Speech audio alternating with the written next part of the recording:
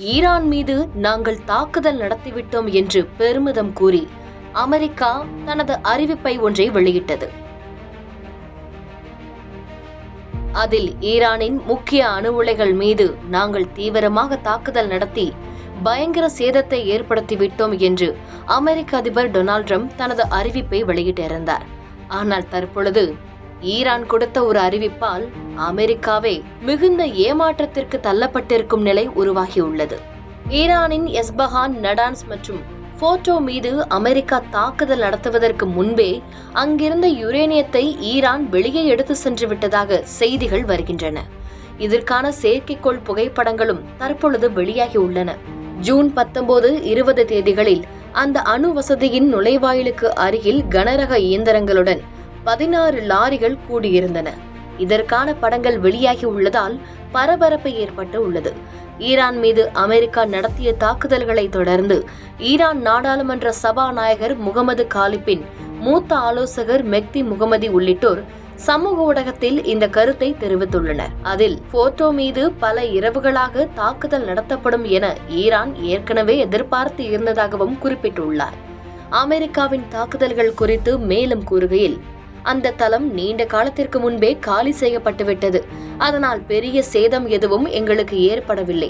அறிவை யாராலும் வெடிகுண்டு போட்டு அழிக்க முடியாது என்றும் குறிப்பிட்டுள்ளார்.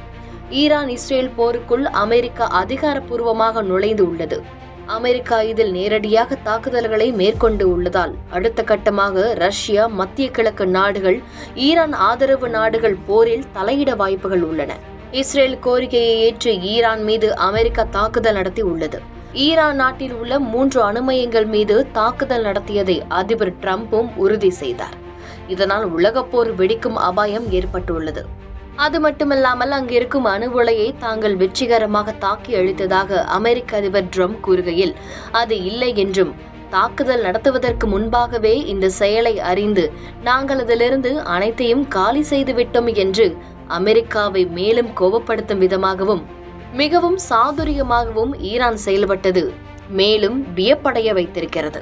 இது மட்டுமின்றி தற்பொழுது ஈரான் அமெரிக்கா மீது பயங்கர ஆயுதங்களுடன் போர் விமானங்கள் மூலமாகவும் தாக்குதல் நடத்த உள்ளதாகவும், இது பயங்கரமாக இருக்கும் என்றும் ஈரான் அரசு ஏற்கனவே அறிவித்திருந்தது.